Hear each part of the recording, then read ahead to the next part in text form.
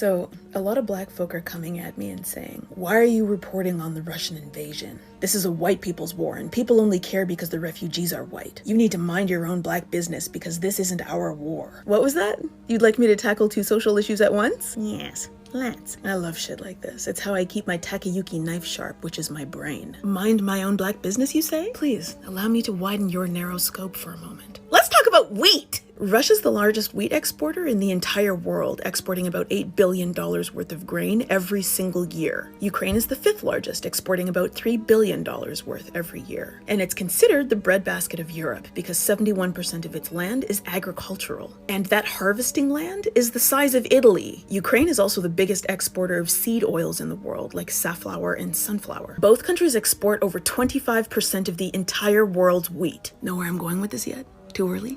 Let me give you another hint. Russia and Ukraine export their goods from their port cities on the Black Sea. Cities like Kherson, Mykolaiv, and Odessa. Those names sound familiar? They should. The civilians in two of those cities and the cities themselves are currently being invaded, seized, and demolished by Russia, and Odessa is next. War in Ukraine means that its ports close because it's under attack, which means that crops are being damaged and there's a diversion of manpower because everybody's fighting. So nobody's harvesting the grain, which means that wheat can't leave the country to feed other countries. Need another hint? 95% of Ukraine's grain exports go to Middle Eastern and North African countries. Still a white war? Tons of countries heavily rely on wheat exports, but Egypt is at the top of the pyramid, no pun intended. Egypt gets almost 85% of its wheat from Ukraine and Russia. Tunisia relies on 50 to 60% of its wheat imports from Ukraine and Russia. Turkey imports around 75% of its wheat from Ukraine and Russia. In 2019, Egypt, Turkey, and Bangladesh bought over half of Russia's entire wheat production. Russia and Ukraine are also major wheat suppliers to Nigeria, Lebanon, Yemen, Sudan. Still a white war? Russia's port cities may not be under military attack, but Russia's money, reputation, and ships are under attack from sanctions. That means that countries don't want to do business with Russia because of what it's doing to Ukraine. Countries are banning Russian ships from entering their ports. Turkey has now blocked passage to Russian fleets through the Black Sea Straits, which they control. And when the flow of grain from the world's largest exporter is disrupted, this has a significant effect on the cost of food. And then food prices rapidly rise, which is occurring right fucking now. If food prices rapidly increase in economically unstable countries, this can lead to people not being able to afford food, and then famines can happen. Everything is connected. Still a white war you shouldn't care about?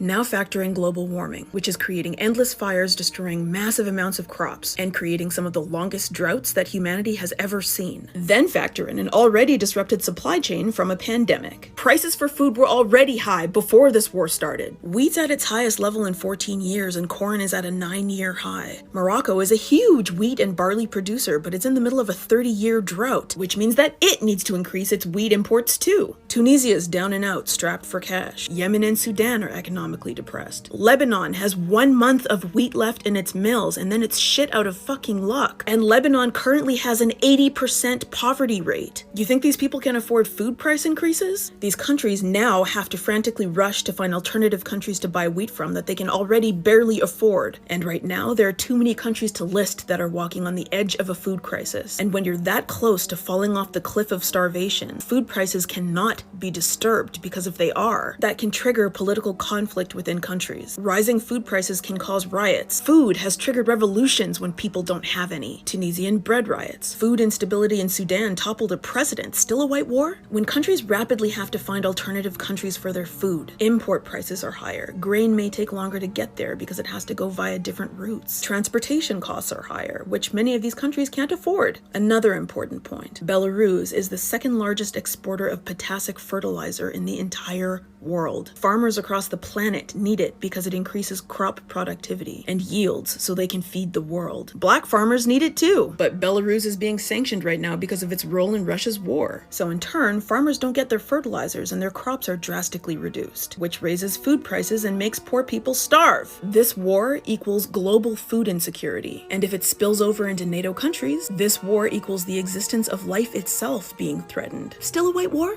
I know what this is. It's fatigue, cynicism, and trauma from how we as Black people have been treated historically right up to today. I get it, but this war is affecting Black people right now, unless Africans don't count to the Black diaspora. Everything on this planet is connected. If you don't know how things work, learn and ask questions before you run your mouth about something you can't be bothered to understand. Who knew a white war had so many hues?